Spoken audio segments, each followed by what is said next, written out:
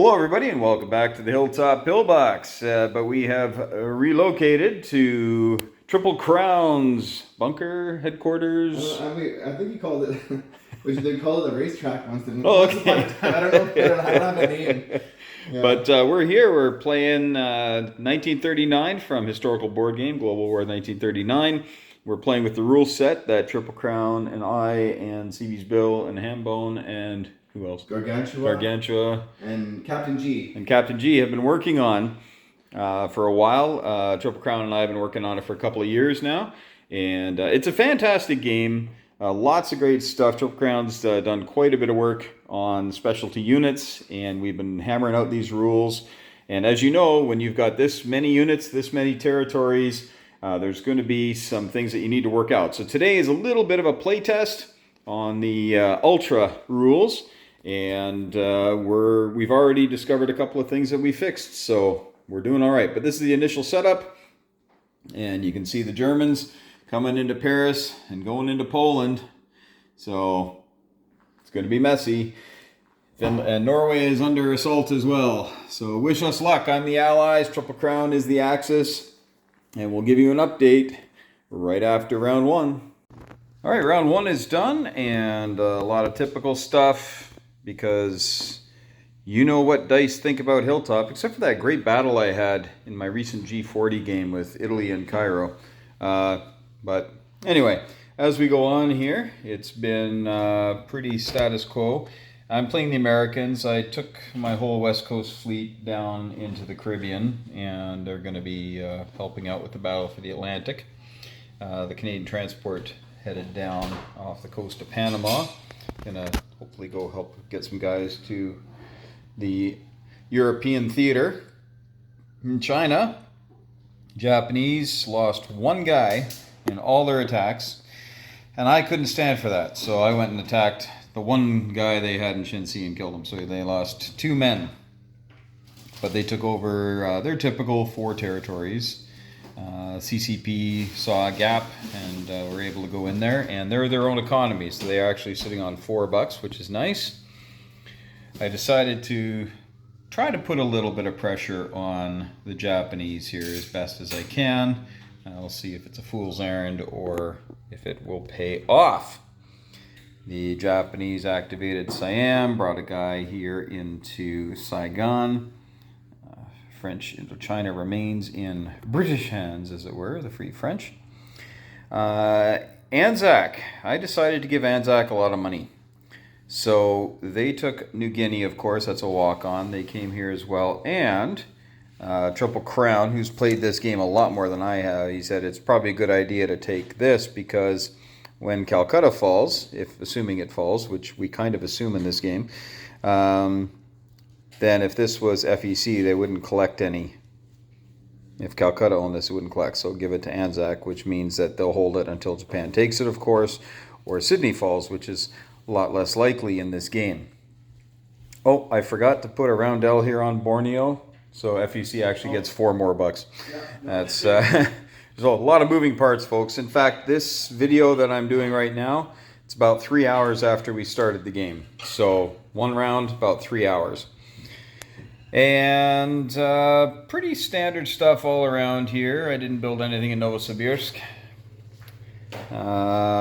Africa is going Italy's way, definitely. They have done very well for themselves. And I took my fleet out of the Med because Italy's just got such a massive fleet that I thought it's probably not going to survive. And this is, all it had in there was this, right? And they would have smacked it and killed it. As it was, they killed the Greek fleet that I had, killed a destroyer I had from Yugoslavia, killed 2 destroyers I had sitting off the coast. I didn't kill anything, right? So they're just, Italy is stronger than they were at the beginning of the game as far as Navy, and that's after like 4 naval engagements. So they did lose a couple of things in the battle versus the Greeks, though. So the Greeks did lend us a helping hand there. Down here in South Africa, UK built a tank, and South Africa, of course, built a guide. The Graf Spee came down, killed the South African transport, but then the destroyers exacted some measure of revenge by sending the cruiser to the bottom. Both Cairo and Tobruk now have factories, little minor ones, but already England is under the gun as the Italians landed in force here in Transjordan, so they've got 4 units right there. They've got a couple of transports, so they could bring 4 more. Plus these 3, so yeah, Cairo could fall round 2 here, which is unfortunate, but could happen. Not much else going on. We had Anzac come and liberate with their South African infantry regiment. The ones that were stationed there came over. So again, Anzac, I think they're sitting on 18 right now. They're doing pretty well. Here's that American fleet I told you about from the West Coast, heading over. Didn't build much with the Americans. I built a transport and a guy, and sent a tank over to China. I don't know if I actually showed you that very well. But brought over a little tank for $6 they can send over. All right. Up here, everything pretty much going the way it normally does. Marseille. Oh, did you? Yeah, you got your money. You just didn't flip the roundel for Marseille. Yep. I had 3 guys in here, and I kind of split them up to go and take various things. Cause a French nuisance of myself. This was the scene of much naval carnage. Both Germany and Britain got a battleship from Norway. The Germans also got a destroyer from Denmark, and the destroyer, I think, from Norway. And yeah, it was pretty bloody. So pretty much the whole Royal Navy's gone. There's a sub that we got from Denmark and whatnot, but there's a sub and a destroyer for each around here, and big air forces for both. So that's all that's left in the Atlantic area. But apart from that, that's where we're sitting after round 1. It's it's hard to say. Hard to say. There's some good and bad going on here. The Axis, European Axis, obviously had a very strong opening. Didn't lose hardly anything. Went into Poland. Didn't lose a single unit in West Poland. And didn't lose anything in Warsaw, if I remember correctly. And then fighting Yugoslavia. Usually Yugoslavia puts on a good fight. They got no hits. Was it 1 hit or none? Was it 1? Maybe 1. I've never seen that before. Yeah, it was. Germany's much stronger than they normally are at the end of round 1, and because hey, I'm rolling. So we have a rule here about if Russia does not go into East Poland on round 1, the Germans can do it, and on turn 2, yeah. So that's what I did. Is I said I'm not attacking those 4 units the way I'm rolling, so I backed my guys off, and we'll see if Germany goes in there for $2. They can't go into the Baltic states, mind you, but they can go into East Poland. And you can see that the Luftwaffe is doing very well. A couple of fighters up in the Norwegian arm. All right.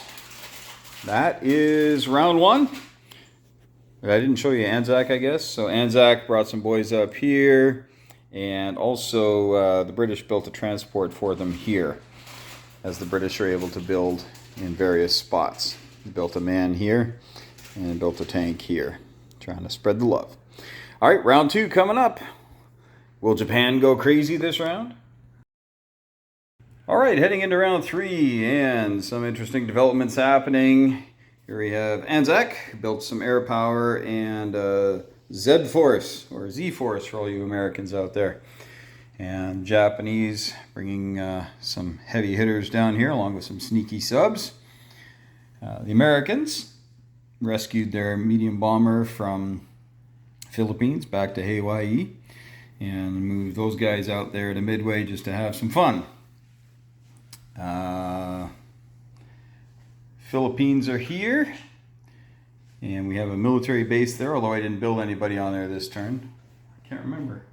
I saved $3, so I might. This is more of a play test than a fight. But we're gonna go back and take a look. Japan, everything's gone. Well, it's not really gone. Here it is. So this is what is sitting in Siam right now, and this is what's sitting in Sea Zone 85 right here. Now, you can see these boats are here.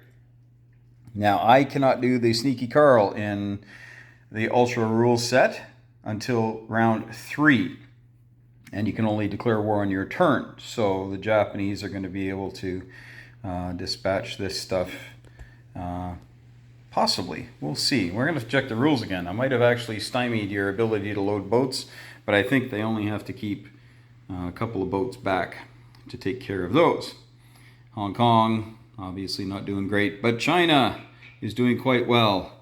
They are pushing further and further into Japanese-held territory as the Japanese head for Calcutta. The Russians have gotten in on it as well, just to have some fun. So we're trying to get down on the Japanese economy a little bit. Now, Calcutta is going to die this round. Not much I can do. Again, it's like most of these games. If Japan wants Calcutta, Japan gets Calcutta. That's all there is to it. Soviets, I built an armored train. You can have 2 in the game, so I have 2 now. We're going to move that bad boy around and cause some grief, I'm hoping. But over here is some big news. The Italians took and took Cairo. It was actually not great odds that they would, but again, who's rolling defense dice? It's Hilltop. And I had 11 dice, 5 of which were 6s and 6 of which were 5s on the first round. And all those dice got 2 hits, and then I got 1 more hit with a different unit, a 2 or a 3 or something. So yeah, it's unfortunate, but that's what happens. And then the rest of the game, the rest of the battle, I didn't hit much better. I think I got 3 or 4 units each turn, despite having all those 6s. Just couldn't hit. And the Italian dice weren't that great either, but they had a lot more units. So they ended up with 3 units in Cairo, 2 tanks, and this artillery with all this other stuff waiting outside. Now, fortunately, the factory dies, so they can't build anything there at this time. The South Africans are moving stuff up, and the British built a tank on the first round, and there it is. The British built a tank on the second round, there it is. And I was thinking of maybe using the transport coming up, using some bombards and maybe taking Cairo back, but I have no reply whatsoever after that. So we're probably just going to load up and try to build a force in Africa that'll keep the Italians a little bit at home playing defense. Over here, the Anzacians came over, took Rio de Oro from the Vichy. So Anzac is actually sitting at $18 right now, or $18 or $19. Really good for them. So that's why they're building aircraft. Otherwise, they wouldn't be doing that. Americans marshaling up their navy here on the East Coast, getting ready to get into the game, hopefully not too long from now. And the Canadians built a destroyer, and the British built one out here as well. This German sub is actually in this convoy zone. They convoyed Canada, so not very nice of them. Boo. And they sank my destroyer and sub here. We got 1 hit back, but he's got 3 subs and a destroyer. So I built a couple destroyers and a cruiser over here, plus I've got a 3 Spitfire scramble. And most of his aircraft are down here, thinking Cairo likely wouldn't have fallen. They came down here to lend a hand, but that is not needed anymore. Germans moved into East Poland as the Soviets neglected to do that, and I think they lost 1 guy going in there. So again, that's me. If you ever want to have a really fun game of any Axis and Allies, HBG, Global War 36, and you wanna have fun with dice, let me roll as I defend your attack. That'll cheer you up right away. It's just the way it goes. It's a running gag my wife and I have. That's pretty much it from where we are. Kind of loading up here on the northern flank. There's a lot of bad guys up here. They don't punch very hard, but yeah, never can be too careful. And got a decent amount of guys here. I don't know if the Germans are coming in this turn or if they're going to build up 1 more turn. You coming in this turn, Triple Crown? To where? Soviet Union? I don't think so. I think I'm building up. Yeah, he's got to build up a little bit more. So got some tanks going on here. And so he's got to be careful. All right. So that is it for round 2. The Italians made 41 bucks this round. So yeah, and all they have are these territories here and Marseille, and that translates into 41. They start at 26, and then these are some nice little territories, plus 3 for the bonus, and another 3 for the ports for having 3, Marseille, Right, yeah. Greece, and Cairo. So you got 6 bonus. So yeah, he's doing really well. So I have now pledged to roll better going forward, and Calcutta is going to be the place. Going to be the place where all this silliness stops. And Hilltop digs his heels in, and I'm going to die. But hopefully I get more than 3 hits. All right, we'll let you know how it goes. Calcutta should be in orange by the time we see you next. All right, round 3. Yes, you probably expected it, so we're going to show it to you in just a second. But I needed to roll a 13 to get America into the war. And of course, I rolled a 9 on one dice and a 2 on the other, because why would I want to get America into the war sooner? But fortunately, Germany will be attacking this round, and we'll be bringing America into the war, which is kind of cool. China is a little resurgent because, of course, Calcutta fell to the Japanese sneak attack. I just kind of bailed everybody out. You remember that? And off we go. And I think in the last video, all my guys were still here, but then we talked about it. And again, this isn't really a Triple Crown versus Hilltop. This is let's make sure that the rules are working. It's a collaboration. Yeah, and we've actually figured out a few things that we're definitely changing. So, well, not a few, but a couple. And so China's been able to get a little resurgent here, put on 6 boys last turn, and are going to be making another 5 or 7 next turn. They got 21 bucks this round, so pretty good. And we killed off another Japanese veteran troop. So he started the game with, I think, 12. He's down to 5, so that's good. They're tough. They defended a 6 on original Japanese territories, so they're like little tanks back there. Yes, Calcutta fell quite easily, of course. Nothing there but the build from last turn, which I probably wouldn't have built, but live and learn. The Japanese then did a sneak attack on the combined Dutch Anzac fleet down here and wiped it out without taking, I don't think he took any losses on that. And then the other sneak attack was, where was the other sneak attack? Singapore. Singapore, yeah, and didn't take any losses on that because they just killed everybody. So sneak attack's very, very handy for the Japanese. You get an extra 35 bucks to spend, and immediately at the start of your turn when you declare you're doing your sneak attacks. So that's pretty good. Now the good thing is that the Americans were not the target of any of this, so they still have a decent little fleet. But I have decided to go more full Atlantic here, and I'll explain why. Basically, there's just so much room out here. The Japanese are going to run rampant. I could build a bunch here, but the Japanese have $80 some, and that's, it's more than what I'm making right now. So I figured we're going to fight in a spot that we might be able to win.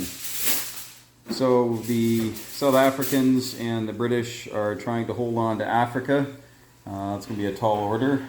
Our Navy here is in a very bad spot, because I took Transjordan back this turn to stop the Italians from coming through, but now they can come through. You'll see a couple of transports here with Kriegsmarine symbols underneath them, and that is Italy gets to lend a couple of boats to them. We're still figuring out the best way to do that, but essentially Italy can just let Germany use transports for a turn, but then Italy obviously cannot use them. But that's very handy. So Germany's getting lots and lots of Axis bonuses right now, because as far as the playtesting has been going, apparently the Axis have been losing a lot of the games. So they're trying to kind of pump up the Axis a little bit. So a little bit of hamstringing on the Allies, a little bit of boost to the Axis. We'll see if it's a bit more balanced. Over here, finally got rid of all the U-boats, and they are no longer a threat to the British. So I've got 4 destroyers there, a couple of transports, another couple of destroyers, and a transport that came up from South Africa is where they started. and then a Canadian transport. So we are going to be pushing hard for a kill Germany first here. And America built a ton of stuff. So we've got enough to fill up 9 transports. And we only have 2 right now. But once America's at war, they are now $6. So at the start of the next turn, I'll be at war. Don't have enough transports to do any sort of landing. But once I have them, we're going to be coming over. Now, the reason why I'm going to kill Germany first, there's a couple of reasons. One, like I say, Japan just has too much stuff out here, and if I would have left the American fleet out there, Triple Crown's a good player. He probably would have done his best to go over and cripple them with his sneak attacks. And I didn't want that to happen, so I brought the fleet over to the Atlantic, or half of it. And if I can land and actually take France, all of these Vichy boats, they got quite a number of them, right? Quite a number of them. We'd have 2 cruisers, 3 destroyers, and a sub instantly flip to being French. All these territories, and these guys would flip to French. And you can see Italy's got nobody back here. So they'd have to start worrying about here, as well as now having some Allied surface ships in the Med. So there is some bonus there. Plus, I mean, you know what? You're used to having this territory all to yourself. And now to have a bunch of allies landing and Paris flipping, that could cause some problems, which will then, obviously, take pressure off the Soviet Union, which isn't at war yet either. And they're a little further away than the Americans, but the Germans are definitely coming in this round with their Barbarossa. So, that is pretty much where we're at. Not much more to tell. Triple Crown's busy in the kitchen. Got spaghetti and some garlic toast going. I tell you, he treats me right when I come up here. So, anything else you wanted to add from that round? No, I think what Hilltop and we focused a lot in the game on this territory here in reducing the length of time Japan had to use its sneak attack. It used to be 7 rounds, now it's 5. So Japan's now attacked the UK, and now it's going into turn 5? 4. The US is going to be in the war, attacking either Atlantic or Pacific. So this is why now it's trickier for Germany, because if the Allies go Atlantic, they're now fighting a 2-front war. They haven't even attacked Russia yet, and they're going to be fighting off landings in Paris pretty soon. So yeah, let's see what happens. Yeah, and one of the restrictions on the Allies is they can't declare war on Japan until turn 3. So that lets Japan do its sneak attack without having a Sneaky Carl-esque sort of situation develop. And that is what happened. There was really nothing I could do to stop that from happening. All right, that is where we are, folks. Resurgent China, busting out, having some fun. And so Japan has lots of money and lots of stuff. They're going to be coming back to take care of it. But you can see the Italians have also come in, and they took Iraq, liberated it, annexed it, however you want to say it. I brought some British stuff over, the tank over, and got some of the Middle East. So we're gonna try to be a presence in the Middle East here, so that the Italians just can't go roaming through. And if we build up enough stuff in Africa, that should give them a moment of pause and reflection on whether or not they'd like to go back to just making some good pasta like I'm about to eat. All right, we'll see you at the end of round 4. All right, that's all the time we have for this game, unfortunately. Daylight is failing, and I got to drive back to the pillbox. But we're going to show you how things are looking right now. So the Anzakians, with decently deep pockets, have been able to build some more navy and have moved out a transport cautiously. See that perhaps maybe the commando can do something this round. Over here, the Americans skedaddled back from Midway back to Hawaii and are just going to try to keep that safe. Japan shored up a little bit at home with those Americans lurking nearby, but they're looking pretty secure. Money Islands are almost all in Japanese hands now. They just have the Dutch East Indies and New Guinea, and they'll have it all. So they got a pretty good economy right now. The Chinese continue to grow. They're thriving. They put on 7 new guys this turn. But their economy has now been slashed because they lost the Burma Road a couple turns ago, and the Japanese continue to push out from there. Up here, the Communist Party, although not growing by leaps and bounds, they are doing all right, getting a little bit of money here and there. And in this game, as soon as the Soviet Union is at war with Japan, or anybody at war with Japan. At war with Japan, the CCP gets just a +2 bonus. It's passive, but it does help. And I think I've seen you build 3 units. You had $9 to spend as a CCP. Yeah. I've never done that. I've never seen that before in a game. Yeah, because the CCP had taken Peking and these other places. They had 7 on the board plus the 2. So that was nice. So I planted those 3 boys right there, and out of reach of the bombards of the Japanese Navy. But the Japanese do have a lot of guys coming on here. They snuck up here into Amur, and I decided to hole up in Vladivostok, but likely falls soon. A few guys back here as blockers. Nothing too untowards for the Japanese. Had a little bit of a moral victory by coming back and taking Madras back from one Japanese special force guy. I jumped on that and I got him with a bombard, so that was nice. He's a Siamese, no special force. Oh, he's Siamese. He's just dressed like he's special. Oh, okay. I just painted him special. He's Siamese infantry. He's painted up really nicely. That's why I thought he was a special force. I had to put a blocker here because of, as you know, the Italian Navy is a big problem. But they decided not to come through. But now that they have all their subs there, they probably will next round. So I will be moving them further away, unfortunately, closer to the Japanese.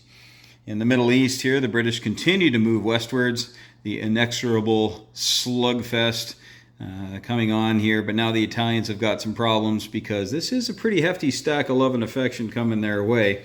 And they have one place to build units and then a military base to build 1 infantry unit per turn. And although the British, of course, can't build anything, they will be a tough nut to crack. Down in the south, South Africans, who are making 4 per turn, by taking the Belgian Congo, are able to build mechs and are able to send things up quickly with some fast units. We'll see how that continues to build. The Anzac, don't forget these boys. That's right. They're all in West Africa. Yeah, they're going to come take Tripoli next turn. Operation Torch by the Aussies. So they're coming hard there. So look out. Got to watch out for those Anzacianites. So nothing but love for our friends from down under. And it's great to see them. Had a great contribution in the war. Really punched above their weight. And so happy to give them some love here. The Eastern Front. I made a bit of an error in calculation. So this stack of Germans that came in, I didn't notice that he had 4 black chips representing 5 each. So he had like 24. 22 infantry, yeah. 22, 24 infantry sitting there, plus all the other stuff. And so I attacked him with mine. And then I saw the black chips. I'm like, oh, well, let's do it anyway. And I think we both got 7 or 8 hits. I think it was pretty even, actually. So his dice were not great. It was. Yeah, mine were okay. We thinned out the herds a little bit. Yeah. He's got blood to spare, though, and I don't. But, of course, I can build here. So, but he's got lots of stuff, and he's got 3 factories that he can pump stuff out of. So we don't know how this one's going to end on that case right there. I didn't build in Stalingrad this turn for obvious reasons. There's no real need to, but next turn I'll probably have to, just so you can't walk in. Up north, Leningrad was taken during the Barbarossa attack, so I couldn't take it back, even though I think my forces here, with my air power, probably could have taken it back. But the German player can demark one territory as being unassailable by the Soviets during the Barbarossa attack, so I couldn't even attack that. That's probably the most effective part of the Barbarossa, would you say? I would absolutely agree with that. That was the one. Yeah. So now he has time. He can bring in transports as he has here. He can bring in guys from Finland and really shore it up and then likely hold on to it. I only have a minor in Leningrad, so I can only build 3 boys in there anyway. Okay. The interesting news. The Canadians Successful the upraid, right? Yeah, came in to stay. Brought in some guys. There was a Czech hedgehog, so we lost one Brit on the way in, but that's it. And since then, we've brought over 4 more American friends. And we got some American firepower there, a few fighters, a Canadian tactical. And right now, on this side of the board, we have 10 transports of Allied variety, Allied and American. And then on this side, we have another 12. So that's 22 transports that are now in the Atlantic, ready to bring some love and affection into France. And now the Germans are going to go next. I suspect they'll take that back because they kind of have to take that back. But then I believe that the Allies will be able to wrest control from the Germans again. And they can bring over, I've built this specifically for this purpose. They can bring over 22 American units, 2 Canadian units, and 2 more Canadian, or 2 more Canadian units, and then another 10 or dozen British units can land this turn coming up. So we don't have a shuck going yet, but it's a mini shuck because there's a couple of American transports that now that if we keep Normandy, we'll be able to head back and get the shuck going. So I think Germany has to take that back. Right now, Triple Crown, how many victory cities do you have? Let's go over here to the special HBG victory city markers. Let's get a close-up of that. There's 10. There's Berlin, Tokyo, Rome, Shanghai, Paris, Warsaw, Singapore, Cairo, Hong Kong, and Calcutta. And you can see here there's missing 2, so they currently have 10. I have 10. So possibly next turn, they could take Manila, but that would be 11 by round 5. And you see what's happening with, did I have Leningrad? Oh, here's Leningrad. So that's London. Put that back. Sorry, where's Leningrad? There's Leningrad. So they actually have 11. They have 11. So they could get 12 next turn, which is what they need to win. But the thing is are they going to be able to hold them in a 12 or 15 round game? That's right, folks. This isn't once you have the 12, you win. This is at the end of turn 10, you do a victory condition check and see if they have 12. If the Axis have 12, game over. And if they don't, you keep playing till turn 15, at which case typically that's the definite end of the game. I have yet to play a game past turn 11, because by the time you get to turn 11, the Allies tend to be skyrocketing at that point, and the Axis are in a little bit of a contraction state. But Italy's doing all right here. They're making over $40. The Germans are making over 80. Japan's making over 80. So there's lots of money out there. But the British are still making some pretty good coin. Anzac, they're in the teens, doing all right. And America made 107 last turn. China is a growing concern for the Japanese. So there are a lot of considerations you have to take into account before you call this game. So what's going to happen is Triple Crown will be carrying on with this game and will let us know by hook or by crook how the game goes. Now, of course, he's playing Axis now, but again, we weren't really playing against each other. We were playing against our own ignorance of the game and some of the problems. We would get to a rule and we'd sit and pause and say, does this make sense? Yeah. And we'd look at it and go, how would somebody else exploit this, or do they understand it, or how does it work? And sometimes when I'm solo play testing, you can't have those conversations. So this was very valuable. I think we're hoping and pretty excited, I think, for us, is this the final play test before we release this to the community in the fall? And, we're going to talk more about it, but we're very hopeful and excited about releasing the rule set to Doug for development and available to the community in the fall. So stay tuned, folks. I forgot to put my 2 Marines on here. The 2 U.S. Marines. Yeah. Stay tuned, folks. As Triple Crown says, there are these are the closing notes, the finishing chords of the work, and The problem with a lot of these games, I shouldn't say problem, the challenge with a lot of these games, like Triple Crown says, is when you play test by yourself or even with one or two other people, those are the only opinions you're going to hear and the only perspectives you're going to hear. And we all have habits. We all have tendencies in these games. Like some people will always go kill Germany first. Some people will always go kill Japan first. Some people will say, I don't care if I take Moscow. I'm going to go for Sea Lion.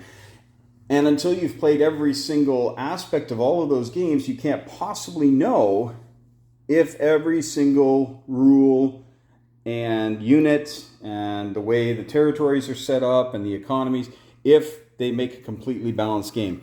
And that's what makes these games great, is that you can take it and say, we've played 10 games, we love it, it works really well. Somebody else can come along and say, what about this? Oh, we never thought of that.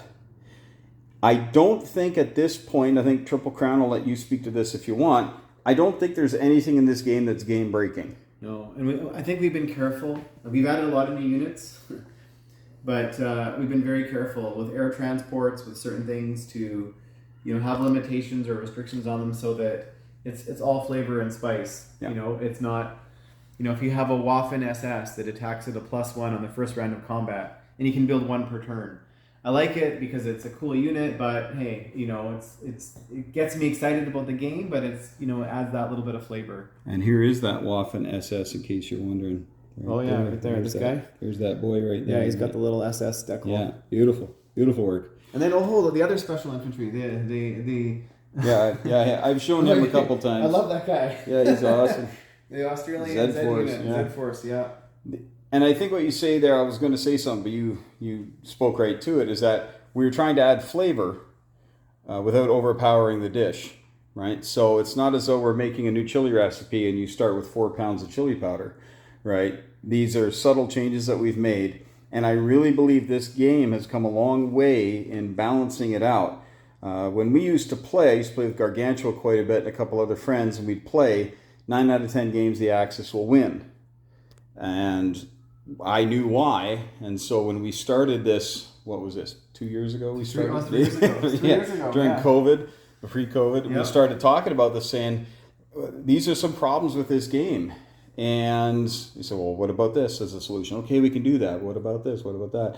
And then as we play test, we run through things. So What's been neat about in the 3 years is you initially picked up the football and had it, and then I kind of passed it to me.